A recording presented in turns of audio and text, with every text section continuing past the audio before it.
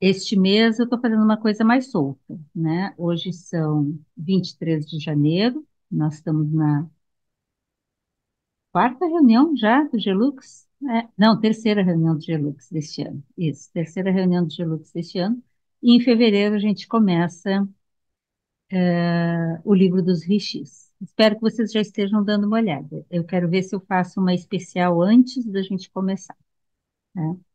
E eu vou abrir os meus slides a partir do ponto que a gente tinha parado. Na verdade, vou abrir desde antes, porque eu acho que tem coisas para a gente ver. E vamos conversar um pouco mais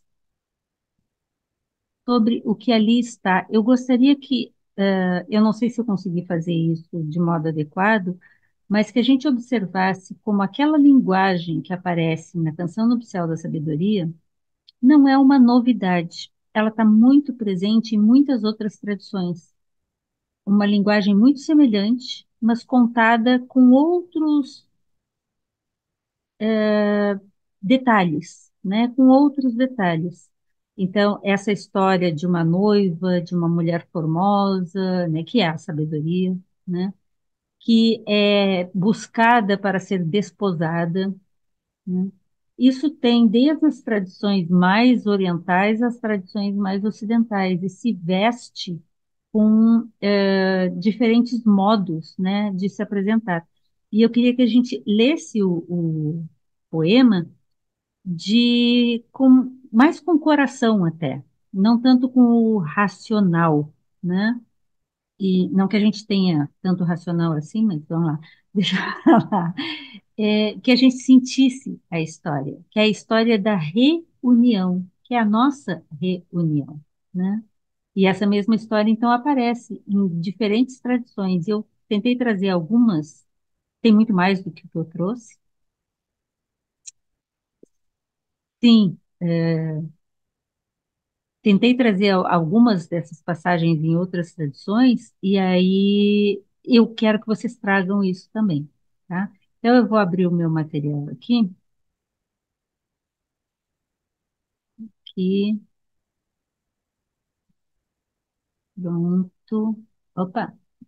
Aí sempre tem que estar arrumando, porque eu não sou muito especializada nesse negócio aqui, mas a gente vai fazendo, aprendendo enquanto vai fazendo. Imagina, com todas as tecnologias que a gente tem hoje, com tantas possibilidades, teoricamente, poderia se pensar que fica mais simples o despertar interior e alcançar a- as mais elevadas condições da natureza humana. No entanto, ao mesmo tempo que a gente tem mais acesso e, assim, algumas mais facilidades, nós também temos muito mais apresentações outras, né, que podem estar distantes daquilo que de fato se deveria estar buscando. Agora, o que que cada um de vocês, o que que cada um de nós busca é uma posição muito pessoal. Eu tento mostrar um pouco do meu viés, da minha percepção, a partir da formação que a gente tem, sempre fez e sempre trabalhou no Lu. Deixa eu abrir a posição dos slides. Ah, tá, abriu. E aqui, deixa assim. Muito bem. Então, Canção Nupcial da Sabedoria. A gente começou na quinta, dia 16, hoje, quinta, dia 23. Eu trouxe esse desenho que foi o que eu tinha criado de uma outra vez em que eu apresentei esse texto. Falamos sobre que é essa ideia do casamento simbólico, que é o casamento espiritual, e esse é o verdadeiro matrimônio indissolúvel, né? Falei um pouco do contexto de onde isso vem, né? E eu vou só ler as primeiras passagens, se alguém quiser completar com algum elemento que da outra vez a gente não falou, a gente vai passando aqui rapidinho para chegar onde estávamos. A Virgem é filha da luz e sobre ela repousa o esplendor de reis. Majestoso e encantador é o seu olhar, com uma beleza radiante, que a adorna com brilho. De suas vestes, que são como flores brotando, fluem aromas de doce fragrância. O rei colocou-se na coroa de sua cabeça, alimentando com alimento vivo àqueles que o sustentam.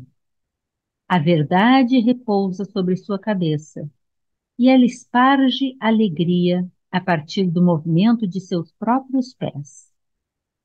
Sua boca está aberta de modo adequado. 2 e 30 são os que cantam preces. Sua língua é como a cortina da porta colocada em movimento por aqueles que entram. Como degraus de sabedoria, seu pescoço se ergue, uma escadaria, a primeira de todas que os construtores haviam construído. As palmas de suas mãos fazem sinais e gestos secretos, inspirando a dança dos eons. Seus dedos representam os portais entreabertos da cidade. Sua câmara nupcial brilha com luz, exalando o aroma de bálsamo e de doces ervas, espalhando o suave perfume da mirra, das folhagens aromáticas e de multidões de flores perfumadas. Dentro da câmara, o perfume é espalhado com ramos de murta e suas portas são formosamente molduradas. Os padrinhos da noiva estão reunidos em torno dela, os 7 que ela havia convidado, e as damas de honra também são 7, e conduzem a dança à frente dela. Vou parar, porque foi até aqui que a gente foi. O que temos a mais para destacar aqui e que vocês refletiram ao longo dessa semana? Porque eu me dei conta que, assim, eu queria comentar uma coisa para que eu não falei na outra reunião e que eu acho que é importante. Alguns grandes instrutores referem que gostam muito, e vocês devem perceber isso pelos textos considerados sagrados, gostam muito de se utilizar de mitos, de poesias, poemas, né, de canções, de símbolos, porque as coisas não são as palavras que dizem das coisas.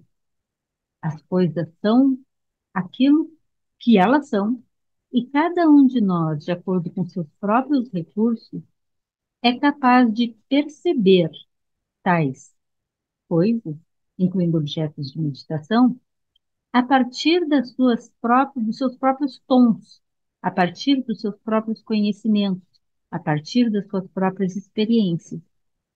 E com mais contaminados estivermos em nossa mente, coração, mãos, mais difícil de encontrar a realidade por trás de cada manifestação que a gente vê, que a gente ouve, que a gente sente, que a gente percebe.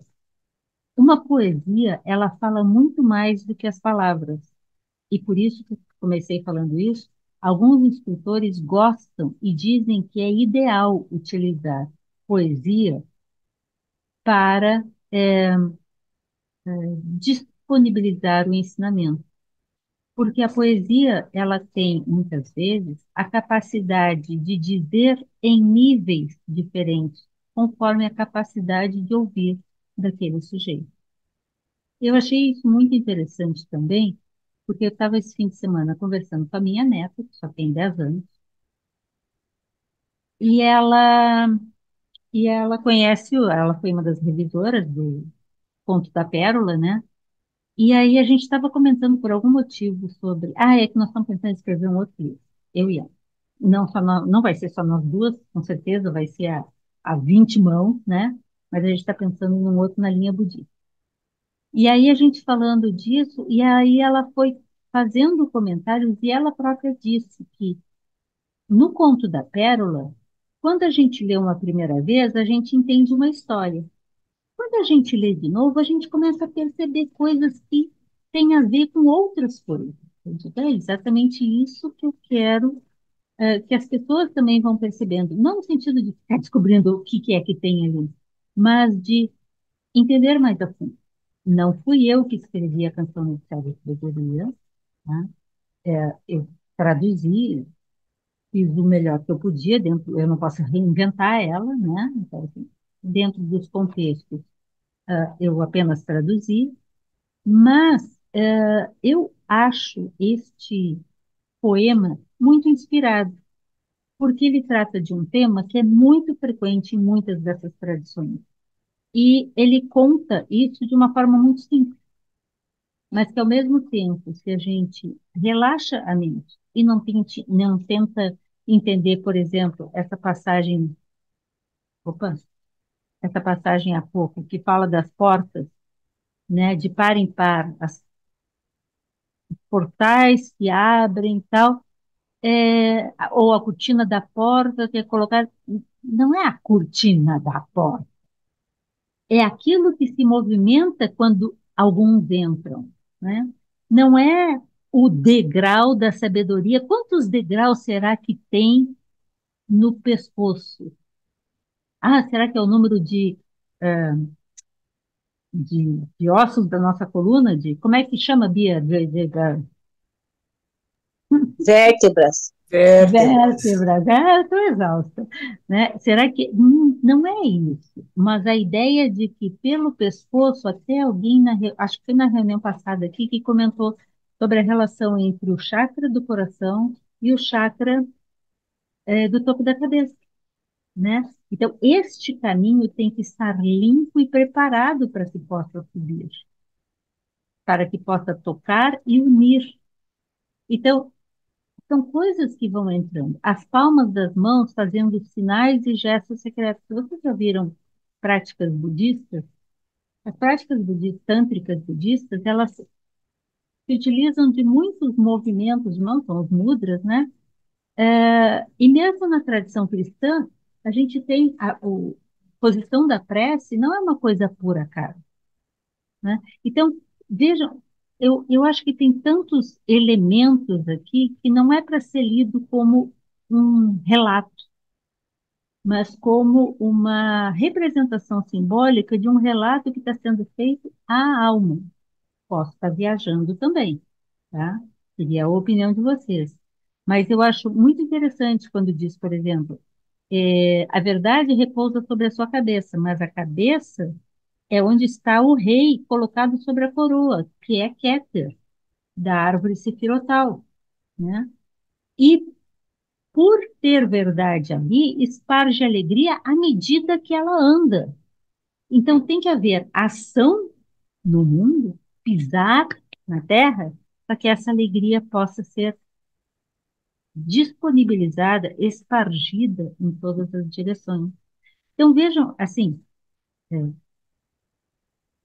são leituras que a gente pode fazer de um poema que tenha ele sido escrito por Tomé ou por Bardesanes, e obviamente foi copiado e retraduzido, que de lá a aqui ele não tenha perdido muito o seu sentido interno, porque Tomé e Bardesanes não são um qualquer, não são Jesus, estão longe do estado de alma de Jesus, mas eles sabiam do que estavam falando. E aí se fala com o coração. Não estou desfazendo, até porque eu sou muito redatora, né? Eu não sou uma pessoa muito poética, né? Mas eles talvez tenham tentado usar da melhor forma as imagens e as imagens referidas como, por meio de palavras para tentar nos falar de um estado de alma, de uma situação, de uma vivência de alma, né? Então, as vestes, como esse poema está junto com outro poema que é tanto o Conto da Pérola ou o Hino da Veste Glória, né, que é a mesma coisa, está falando das vestes. Até a gente comentou, a noiva, ela tem que adentrar a câmara nupcial nua. Eu me lembro que o Silvano fez um comentário muito bom, né, de a gente tem que despir-se das nossas contaminações, do egoísmo, dos vícios, estar nu para que se possa vestir novamente, e banhado, purificado, para que a veste possa cobrir, né? E somente com a veste você entra, você tem o casamento, você tem o matrimônio, né? Então, estou falando muito, mas é porque eu queria retomar com essas reflexões que talvez na quinta-feira passada eu não tenha conseguido trazer isso tanto, né? Alguém quer fazer algum comentário?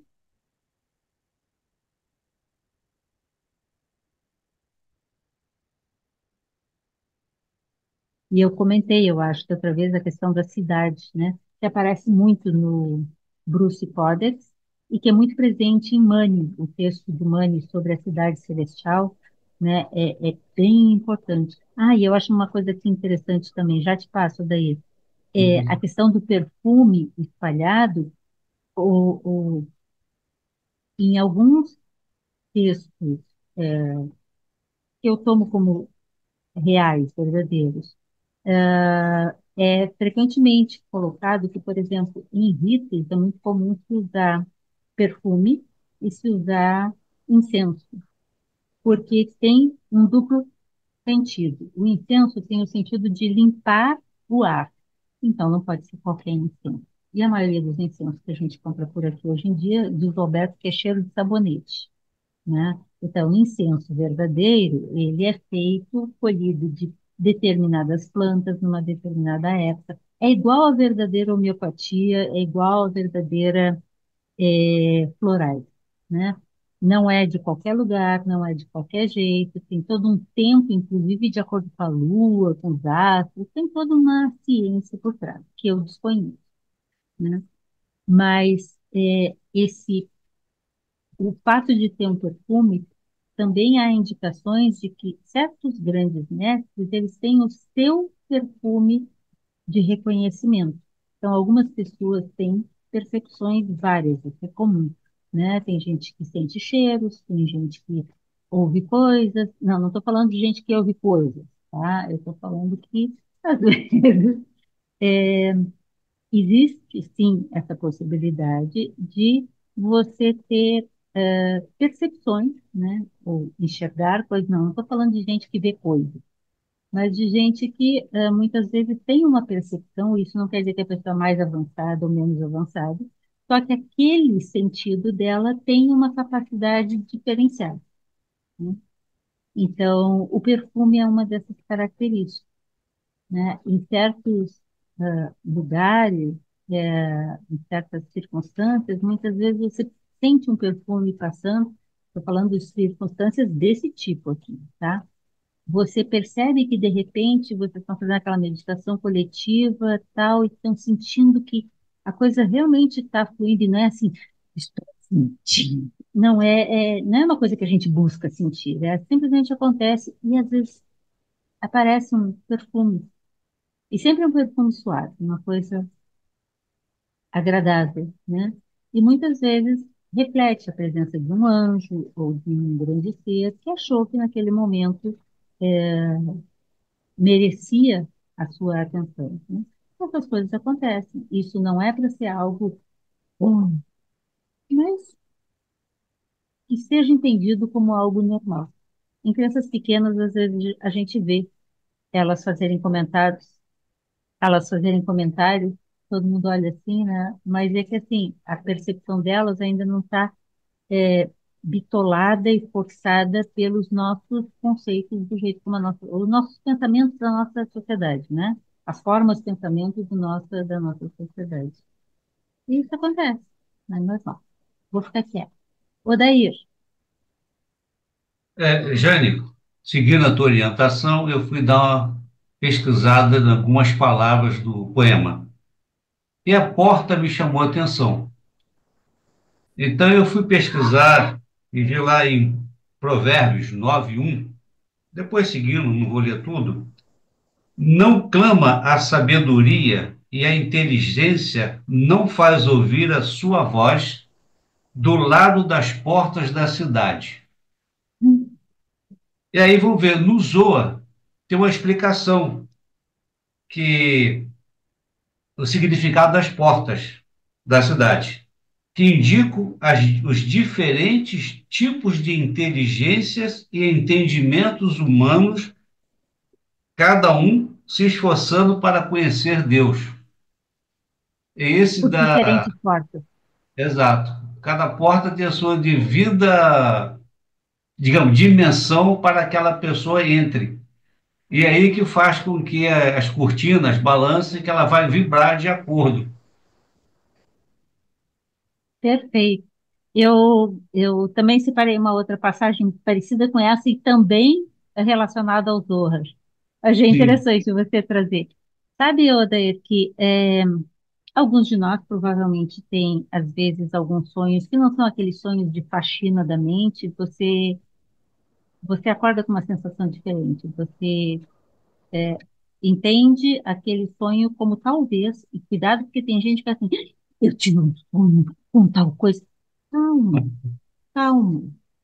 Pode ser só uma faxina mental, pode ser nada. Mas às vezes tem certos sonhos que você simplesmente sabe, você sente, você percebe, e é uma coisa tranquila, serena, não é assim, "Ah!"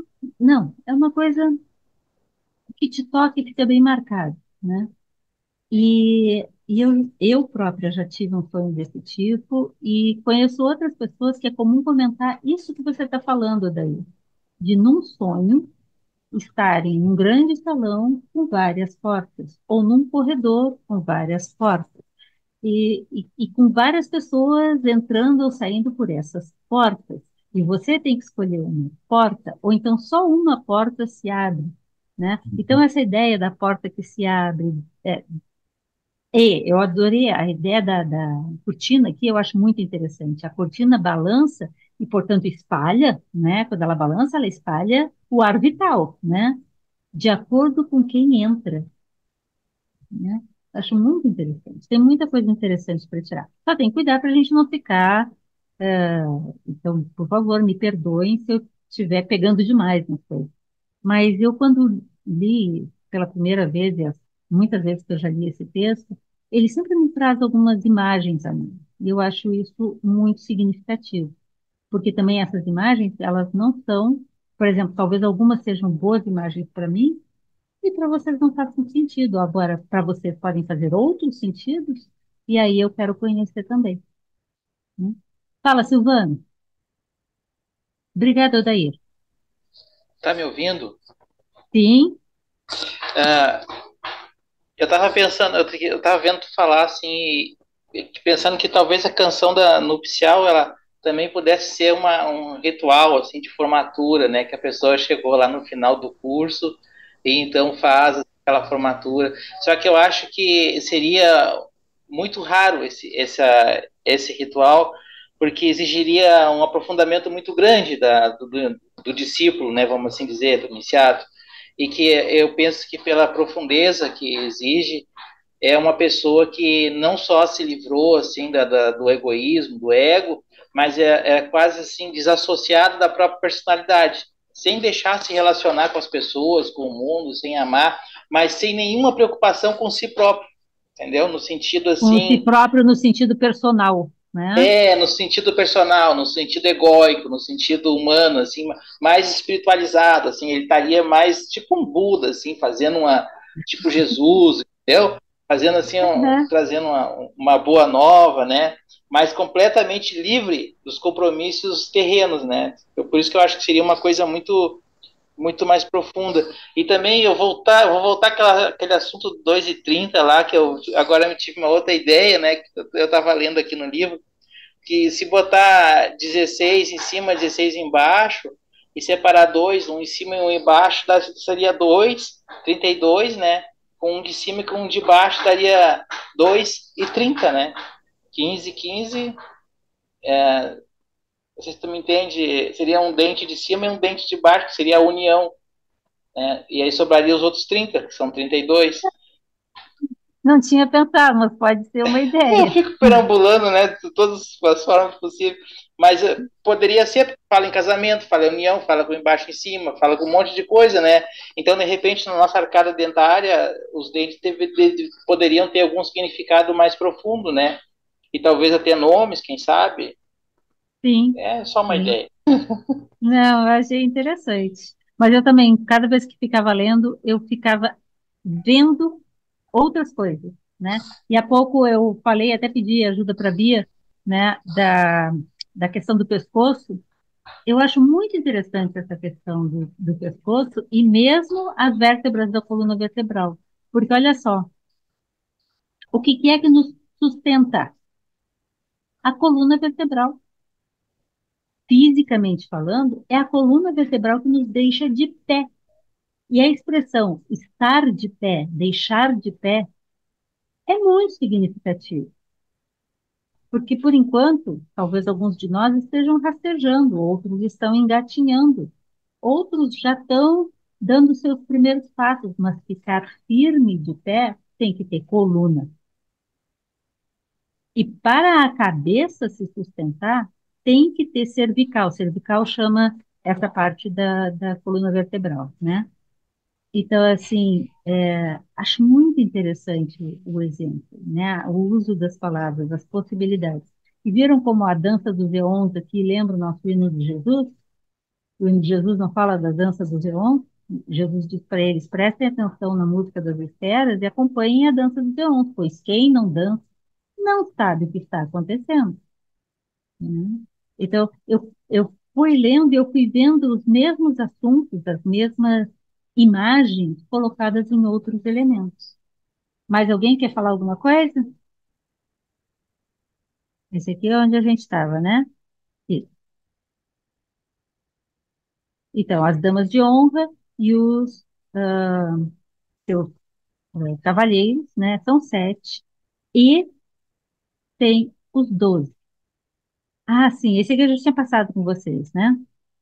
Que tem a sabedoria nos manuscritos do Mar Morto, no Evangelho de Filipe, que fala de noivos e noivas que pertencem à câmara nupcial, né? E só pode vê-lo se tornar um dentro da câmara, né? Então, esse aqui a gente tinha visto, eu acho. E, inclusive, o The Mother of Books, né? Que é da tradição hispânica.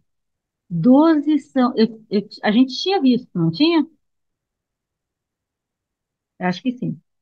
12 são seus servos ante ela.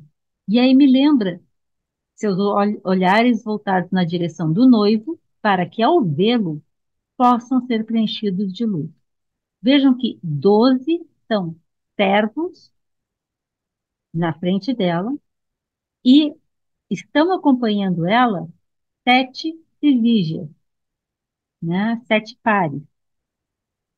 E aí a gente consegue fazer muitas outras questões. Os 7 planetas sagrados, que dão origem aos 12 signos, não é a origem exatamente, mas correlacionam, né?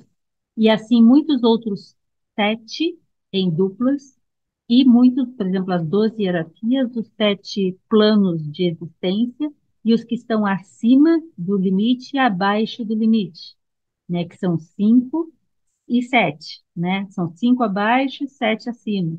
Então, a gente vai encontrar esses números jogados em vários outros espaços. Eu vou passar só essa página e eu passo, né? E então, para sempre, eles voltados na direção do noivo. Por que na direção do noivo? Porque de lá que vem a luz, né? E por isso eles estão olhando para a direção do noivo para serem preenchidos de luz. E então, para sempre estarão com ele, se forem preenchidos de luz, naquela alegria infinitamente eterna. E tomando parte naquele eterno banquete de casamento, no qual todos os honrados se reunirão, permanecem assim naquele deleite do qual os sempre vivos são considerados merecedores. Olha o que acontece aqui. Só pode tomar parte no banquete aqueles que forem convidados para o banquete, certo? Apenas aqueles que são convidados do noivo e da noiva, que são da família do noivo e da noiva. E é um banquete de casamento, é um banquete de núpcias. E neste banquete, quem comparece a este banquete? Os honrados, os nobres, aqueles que fazem parte da comunhão dos nobres. E assim os que lá estão permanecem no deleite do qual os sempre vivos são considerados merecedores. Quem são os sempre vivos? Os que não morrem. Lembra Jesus falando disso muitas e muitas vezes? Permanecer vivo e não ser um morto-vivo? Vou parar aqui um pouquinho. Algum comentário? Eu pensei em parar página por página. Só tem mais 3 páginas. Ok? Eu vou adiante. Vamos lá. Eles, esses que estão participando, deverão vestir as vestes reais e ser cobertos com os mantos de luz. E estarão em alegria e júbilo, louvando o Pai de todos, de quem receberam a luz magnificente. Pois agora, a visão de seu mestre, porque aqui ó, são todos que estão no banquete, todos que estão na câmara, que têm a chance de receber a veste e o manto. E por isso, aquilo que eu comentei hoje no início da reunião, antes da gente começar mesmo a reunião, o se aproximar favorece, facilita que aquilo se torne mais familiar, que uma iniciação verdadeira possa ser mais fácil de ser vivenciada por você, se você já viu, se aproximou, leu, ouviu, sentiu, percebeu, conheceu isso. A gente tem menos imagem sobre, né? A gente tem mais certeza sobre, né? A visão do seu mestre pode ser considerado tanto mestre interior, mas aqui provavelmente o mestre é o noivo, né? Foram preenchidos com luz. Eles provaram do alimento vivo, ou seja, eles são esses que não morrem, que estão na festa porque são sempre vivos. E esse alimento vivo não é desperdiçado em nada. É um alimento que não é para distribuição ampla. É um alimento que é direcionado para alimentar aqueles que são os sempre vivos, aqueles que necessitam, ou aqueles que podem se tornar sempre vivos. Então, eles provaram do alimento vivo, que não é desperdiçado, e também beberam do seu vinho, que conduz a nunca mais sofrer nem sede, nem anseio, né? Então, esse aqui é o fecho da cerimônia, tá? E aí vem a frase de fechamento mesmo. Então, eles estão lá, eles estão preparados, e aí existe a possibilidade de vestir as vestes, receber os mantos de luz, ver verdadeiramente a luz, serem orientados pelo Mestre, né? E estarem mais vivos do que nunca, porque estão provando o alimento vivo e bebendo do vinho, que é a água da vida, né? Fala, Silvano. Então, eu tenho muita dúvida com relação a esse negócio de estar morto, estar vivo, né? Só você, Silvano, só E você, eu tá? vou perguntar para ti, assim, ó, porque tem aquela frase que ele diz assim, deixa que os mortos enterrem seus mortos, né? Mas os mortos que estão enterrando os mortos já são os vivos que estão enterrando os mortos, né? Comparação, né? E Vivo quem no são os sentido, mortos, então, que é, estão enterrando os mortos? é isso que eu vou explicar agora. Eu penso assim, ó, que se o nosso corpo for considerado um túmulo para o espírito, porque aprisiona o espírito, né? O verdadeiro espírito. Então, nós, enquanto encarnados, nós estaremos todos mortos. É a minha. Não, Né? não. Você acabou de me responder uma coisa que eu fiquei pensando de Tim, o Silvano achou. Desculpa, é só um raciocínio aqui, uma É. reflexão, tá? Existe a frase que diz que os mortos enterrem seus mortos. Essa para mim é bem fácil. O nosso corpo é um túmulo para o espírito. Essa é outra. E outra é que o nosso corpo é um templo para o espírito. Eu acho que você acabou de matar uma charada. Desculpa, foi só uma ideia. Mas deixe que mortos enterrem seus mortos, é porque quem está enterrando os mortos são os que não estão vivos, estão apenas na carne viva, né? Enterrando os que estão mortos de morte morrida mesmo. Então, são mortos vivos, enterrando mortos mortos. E essa parte eu até acho, eu posso estar enganada, mas eu acho até simples. Agora, o corpo ser o túmulo do espírito, quando que o corpo é o túmulo do espírito? Quando esse sujeito não conseguiu ser vivo. O corpo está sendo o seu túmulo, ele está enterrado ali porque está preso. E aí você, na outra reunião, colocou isso muito bem, Silvana. Está preso em tudo aquilo que a nossa veste essa de túmulo, que não é uma veste real, né? Real no sentido de realeza, né? Mas é uma veste pesada, te prende. Mas, ao mesmo tempo, o nosso corpo é o templo do Espírito. E por quê? Porque é impossível a iluminação fora do corpo. Então, nós precisamos do corpo, precisamos tratar muito bem esse corpo. O muito bem não é com boa maquiagem, com boa, né, e nada contra, tá? Como cirurgia plástica, nem com, não é, que eu tô falando. É no sentido de purificação, né, Jane? E de ter um corpo que possa viver muito e ser Sadio. competente e capaz, sadio no seu sentido mais extremo. A gente faz o possível, aí tem um monte de karma pendurado, né, que vai, e a gente vai lidando com isso. Então precisa saber usar a mente para, inclusive, cuidar do templo, senão ele se torna um túmulo. Isso. Se torna Foi um templo que não perfeito, é Silvana. cultuado, não é vivido, né? Ainda tem isso. Muito bom, Silvana. Mais Obrigada. uma, só mais uma, só mais um. Claro. Ó, a questão da veste de luz ali, tá? Eu penso, talvez eu tenho quase certeza que eu estou errado, né? Que eu penso que essa veste de luz é uma outra veste para o espírito que está em nós, que não é a nossa alma. Que a nossa alma, ela vive para esse corpo, ela é programada para esse corpo, com essa personalidade desse corpo, mas no momento em que eu crio a veste de luz, eu posso ainda continuar com a minha alma vivendo esse corpo, mas quando eu desencarnar, eu não vou precisar mais dessa alma e nem de uma alma humana, mas eu vou usar a veste de luz e posso até me libertar do ciclo reencarnatório. Uma ideia. Eu concordo. O problema é que a interpretação das tuas palavras, ela pode ser feita de modos variados por cada ouvinte que ouvir o que você está falando. Mas a mim me parece muito pertinente. Também penso assim. É como se eu gostei da imagem que você fez. A alma, e é uma imagem apenas, né? A alma é a nossa veste enquanto a gente está aqui, vai de túmulo para túmulo, de túmulo para túmulo, até que a gente começa a começar a construir um templo.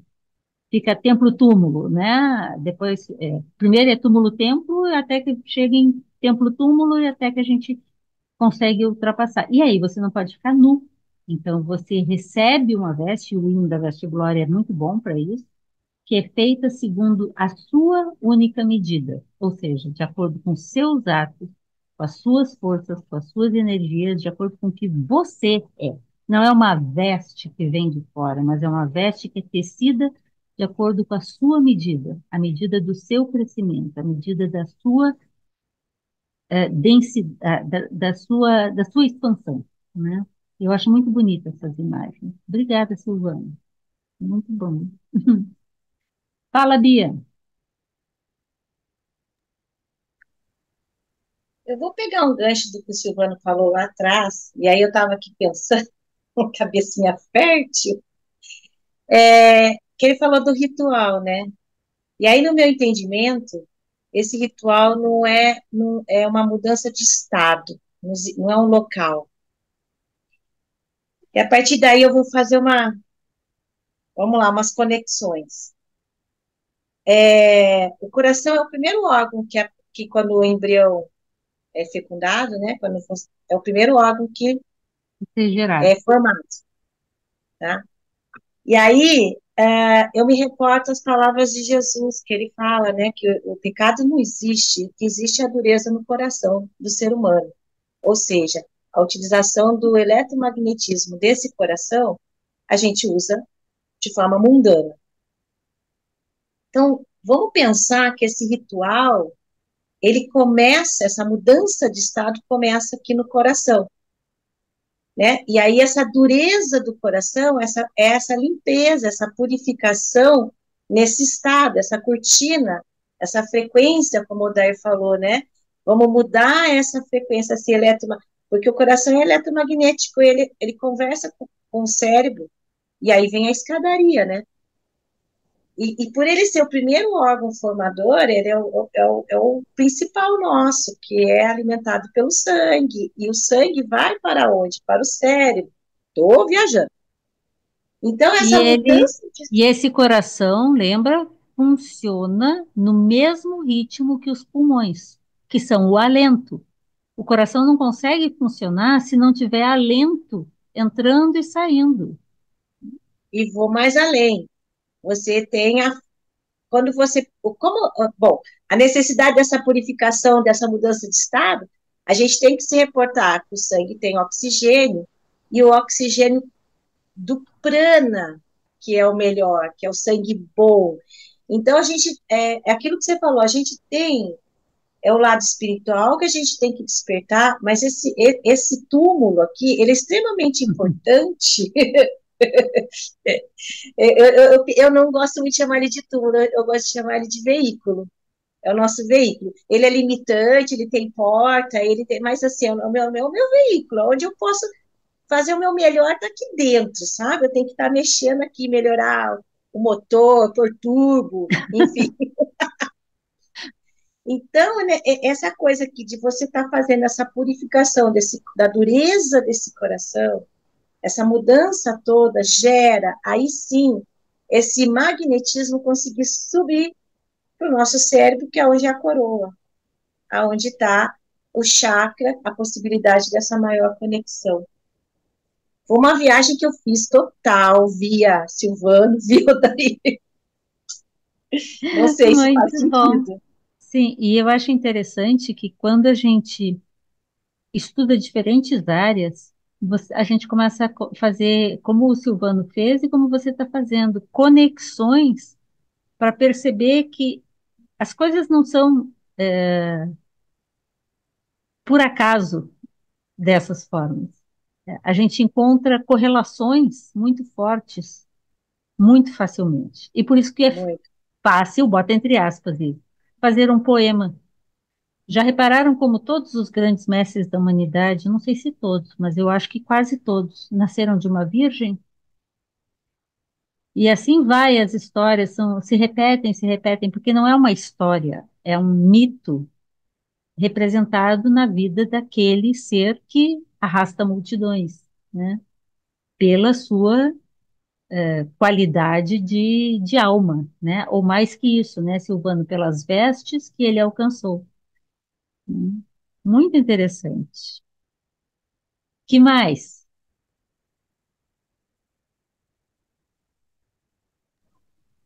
Eu li isso aqui? Fala, Mazé.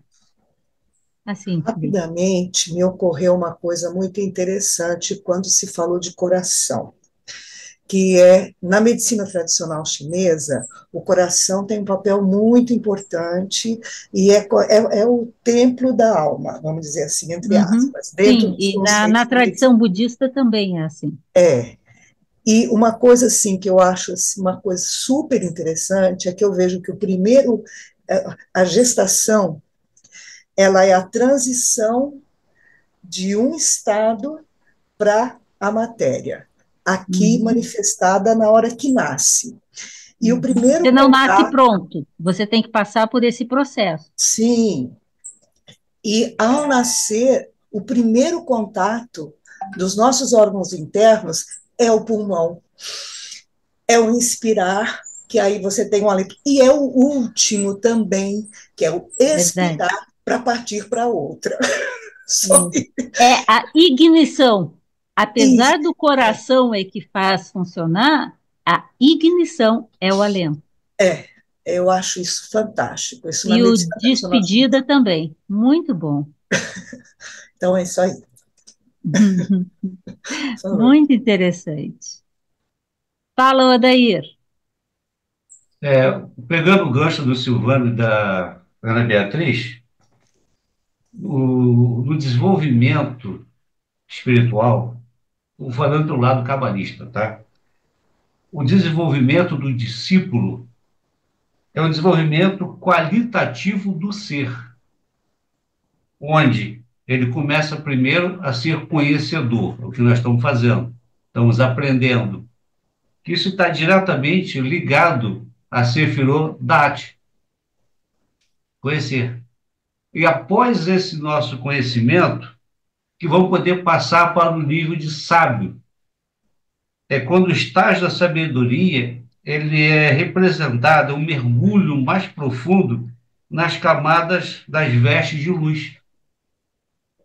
Só quando nós atingimos esse nível, saindo de conhecedor para sábio, sair de Date para Ramá, que é a sabedoria, Uhum, é que uhum, vamos entender. E falando em coração, a primeira coisa que diz o Zohar é que quando Deus criou, a primeira coisa que ele fez foi colocar um coração em tudo. Pensa dois pontos de interrogação. O nada, o Deus transcendente, que ninguém sabe nada dele, e o Deus, o imanente. Pulso, Dois pulso. pontos de interrogação fechando um coração. E se brincarmos que essa palavra coração, o que nós temos que fazer? Ser oração. Cor, oração. É quando nós damos cor na nossa oração. bacana. Ou então colocamos cor, Ai, que lindo. ação. Isso é uma brincadeira de cabalá. Então, isso, o Sim, coração é o fundamental nisso tudo. Qualquer ser vivo, animal, tem coração.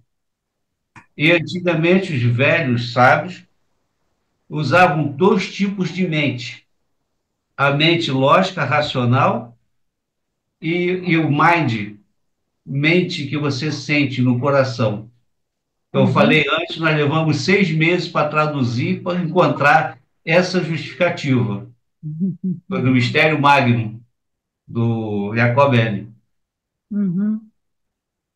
Jesus. Perfeito, muito legal, muito legal. Tá vendo como a gente conversando, quer dizer, desculpa, eu sou muito entusiasta, né? Mas assim, a gente conversando, às vezes uma palavrinha de uma, de outro, parece que, nossa, vai colocando lâmpadas em locais que você ainda não tinha visto que tinha ali. E às vezes aquelas portas estão ali. E a gente não estava enxergando sequer a porta, por falta de um toque, né? Muito obrigada, Dair. Fala, Bia. Complementando do daí, é coronário, coração, Uhum. ele, coração. É coroa, coração, né? E aí, agora eu estou estudando um pouco mais, mas vamos lá, só vou dar um início aí, eu garanto que quando eu tiver mais bem organizada as coisas, mas indo para essa área biológica, que é a minha maior afinidade, e levando para a espiritualidade, o coração, como um órgão também elétrico, ele tem pontos principais que, quando desenhados, ele é a base do tetaedro e que conversa com a pineal, que é o Merkabah. Tá? Assim, é, você tá, é o Está romboide, tá? começando essa reflexão, né? Eu estou começando. É porque assim, eu estava assistindo a aula e a força do romboide, que está aqui no coração, que é ele que distribui essa força elétrica, a força romboide, você tem os pontos da onde ele tem esse começo dessa força elétrica e ele fecha para a pineal, tá? Isso é totalmente biológico, fisiológico. Ali acontece essa conversa. Você E aí acabou de quando me explicar o meu problema. fico feliz, porque para mim ainda está tudo muito aqui assim. Segue, Me segue. explica o seu problema. E aí, essa coisa conversa com a pineal, que a pineal é o relógio cósmico, é quem conversa com o É a cosmo, nossa né? conexão com o fora. É, com fora Na não, com aquilo. noite, dia, primavera, verão. né? Então, assim, veja bem, é o nosso Merkabah. Tá aqui, tá tudo aqui dentro, é tudo que tem que ser resolvido aqui. O nosso Merkabah, que é o veículo, que é a carruagem, né? Carruagem, aham. O estado nosso daqui, ó, da dureza do coração é que tem que. Interessante, Pronto, muito falei, bom. já de novo botei fogo no parquinho. Fala, Vai ter que Odair. chamar o bombeiro. Já que a Bia começou, se chegou da pineal, vamos um pouquinho à frente, não podemos encontrar o Caput Morte e o polígono de Glacé, que vão fazer essa ligação direta com o além? Ai, vocês dois é que estão conversando. Eu fiquei voando aqui. Vou estudar. Foi entusiasmo, desculpa. Não, mas vocês dois se entenderam. E mais gente aqui talvez tenha entendido. Ô, Jane, você é da área de Diga. saúde, né? Sim, pretendo. É, Fechando isso aqui, poder que nós temos 12 pares de nervos cranianos, sim. tá? E mais as 7 covas. Tudo isso está interligado. Você vai ligar o 12 lá do Cristo, Sim, vai as sim. 7, É as isso que há pouco a gente estava falando. E que não dá para desconectar porque as coisas não são independentes. Às Não. vezes a gente enxerga, às vezes não. Às vezes a gente viaja também. Mas faz sentido que tudo esteja harmoniosamente conectado, na dependência uns dos outros, em todos os níveis. Né? Não poderíamos, e eu sei que existem muitos que fazem isso, eliminam o corpo só atrapalha. Não, o corpo pode ser túmulo e pode ser templo. Aliás, ele é túmulo e ele é templo, né? Cabe a nós aí, né? Escolher ou determinar qual vai ser a sua função em cada momento, né? Muito bom, muito bom. E terminando, a última frase da canção diz: então, com o espírito vivo, eles cantam preces e hinos ao Pai da verdade e à Mãe da sabedoria. Yaô e Barbelô.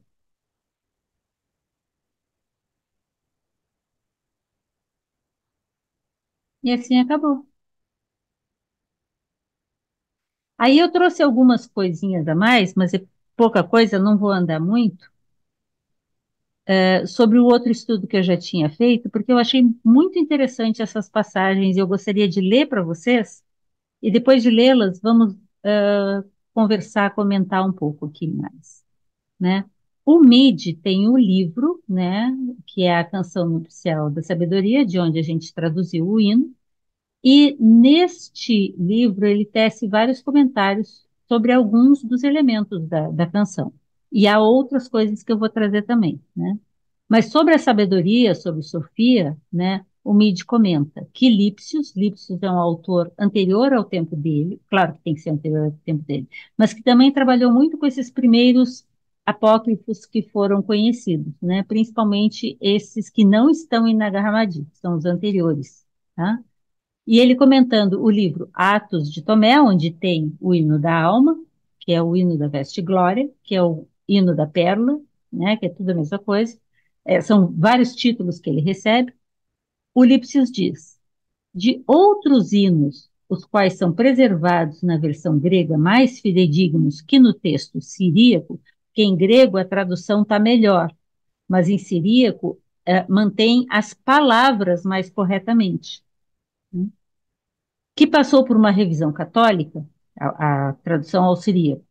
O primeiro merecedor de notícia, de chamada de atenção, é a Ode à Sofia, que é essa aqui, a Canção Nupcial da Sabedoria, a qual descreve o casamento da Virgem com o seu noivo celestial e sua introdução no reino superior da luz, que é a Câmara Nupcial. Esta Virgem, que é chamada Filha da Luz, não é a igreja, como o revisor católico supõe, porque no texto em siríaco dá a entender que a a noiva é a Sagrada Igreja Católica Apostólica Romana, né? E não, é a alma em busca do seu noivo. Mas Sofia, ou Hashmor, que sobre sua cabeça o rei, que é o pai das centelhas divinas, senta-se entronado.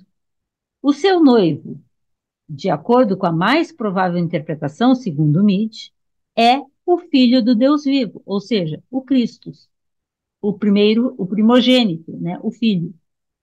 Com ela, as almas espirituais entram no pleroma e recebem a gloriosa luz do Pai vivo e oram junto com o Espírito vivo, o Pai da verdade e a Mãe da sabedoria. Que é um comentário a essa frase final do texto. Eu vou andar mais um pouquinho e depois eu paro para vocês. Também do Mide, no texto dele, sobre o casamento sagrado, as núpcias, né, segundo o gnosticismo. Entre os gnósticos cristãos, o mistério do sagrado casamento, ou união mística, constitui o principal dos seus sacramentos mais internos. Quem vinha acompanhando o canal Viveca, a Laia falando do Evangelho de Filipe, no Evangelho de Filipe tem muito sobre o sagrado casamento indissolúvel, né? A união mística, a câmara nupcial, que é o quinto dos cinco sacramentos, segundo o livro de Filipe. Irineu, não, segundo o livro atribuído a Filipe. Irineu, o não santo, né, atribuiu a doutrina àqueles que ele chama ofitas. Quem são os ofitas? Os primeiros discípulos de Jesus, que eram chamados assim porque eram seguidores da serpente, eram ofitas, ofis de serpente, que são os gnósticos. E que Teodoré chama a esses que trouxeram essa doutrina de setianos, que são o quê? Os primeiros gnósticos, anteriores ao gnosticismo cristão, que é o gnosticismo derivado das tradições judaicas anteriores. E aí ele coloca entre aspas, então, a passagem: a sabedoria abaixo não tem descanso nem no céu ou sobre a terra. Em sua aflição, ela invocou a mãe, a sabedoria acima, para auxiliá-la. É a Sofia, a sabedoria abaixo, é a Sofia que está em busca do seu lugar no céu, né? Segundo sua mãe, a primeira mulher, que é a Eva primordial, tinha pena do arrependimento da sua filha e pediu ao primeiro homem, ao pai, que é o Supremo, que Cristo, o Filho, fosse enviado para ajudá-la. Aí vem as súplicas de Sofia em Pisto Sofia. Assim, ele, Cristo, emanou e desceu para a sua própria irmã, o orvalho da luz. Porque lembra, Cristo, no Evangelho de Filipe, tem as três Marias. Maria, sua mãe, que é a Maria superior, a Eva, mãe de todos. Maria, sua irmã, que é a alma enquanto ainda presa ao mundo, e Maria, sua companheira. E aí a gente faz a associação com, aspas, a vida real, Maria, mãe de Jesus, Maria, irmã de Jesus, porque é uma das filhas de José, né, que é o pai Youssef, né, que é o pai adotivo, né, de Jesus, e Maria Madalena, que é a companheira, mais elevada discípula, que está acompanhando Jesus. Então, por isso as três Marias. O hino apresenta esse hino, Canção Nupcial da Sabedoria, a perfeição da noiva adornada para o noivo. E segue. O casamento sagrado na Cabala, segundo Mide. No Talmud, Rabi Shimeon, que é um Tanaim, Shimeon ben Gamaliel, aqui no caso, filho de Gamaliel, quem é Gamaliel? O instrutor cabalista de Paulo de Tarso, né? Interpretou o Cântico dos Cânticos, né, o Cântico dos Cânticos, o famoso Cântico dos Cânticos, alegoricamente, do livro do Zohar, ou daí, Sefer HaZohar. O tradutor Pauli comenta a visão dele sobre o sagrado matrimônio, a visão do Rabi Shimeon. Rabi Shimeon dedicou-se ao estudo da doutrina mística durante a noite toda na qual a noiva celestial é unida ao seu esposo celestial. Eu fui cortando uns pedaços. Como tem sido ensinado, todos os membros do palácio da noiva celestial deveriam passar a noite toda com ela e, no dia seguinte, conduzi-la para sob o dossel, né, nupcial, ao lado de seu esposo, e alegrarem-se com ela. Eles poderiam consagrar a véspera do casamento celestial para estudar a lei, os profetas e as escrituras sagradas, para a interpretação dos versos e para os mistérios, pois a ciência esotérica, isto é, a gnosis, era como se fossem as joias da noiva celestial. E assim, no dia seguinte, ela vai para baixo do dossel matrimonial, circundado, esse dossel, por eles, que são retamente chamados os convidados do casamento. No momento em que a noiva para sob o dossel, o sagrado um, abençoado seja ele, né, como na tradição cabalista sempre se repete isso, saúda os companheiros da noiva, abençoa-os e os adorna com coroas tecidas pela noiva. Durante a noite, quando o casamento celestial estava sendo consumado, Rabi Shimeon e seus companheiros cantaram hinos e recitaram ditos contendo novas ideias sobre a doutrina mística, gnose. Então, dirigindo seus companheiros, Rabi Shimeon exclamou: Meus filhos, feliz é seu destino, pois amanhã a esposa celestial irá sob o dossel acompanhada somente por vocês, pois alegraram-se com ela na véspera do matrimônio ou da união. Todos vocês terão seus nomes escritos no livro celestial, e o Sagrado Um, abençoado seja ele, irá inundá-los com 66 bênçãos e adorná-los com coroas do mundo do alto, do mundo acima. Isso é do Zohar. Então, Bardesanes, Tomé, Jesus não estavam trazendo, na verdade, grandes novidades. Filipe está falando a mesma coisa, vários diferentes textos, seja por inconsciente coletivo, seja por a caixa, seja por transmissão, tá aí. Depois eu volto. Ai! Então, algum comentário? Bonito, né? Bonito, ilustra, traz mais elementos.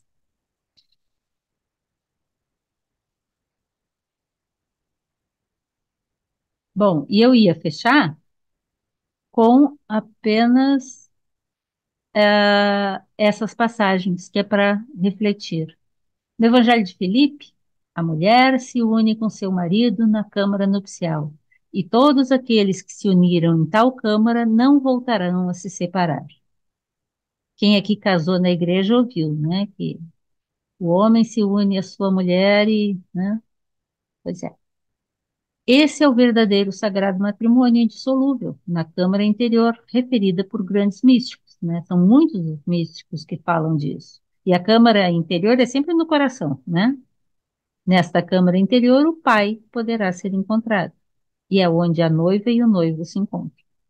No Sermão da Montanha, e quando orares, entra na câmara interior e, fechando a porta, ora ao teu pai que está lá, no segredo, no secreto.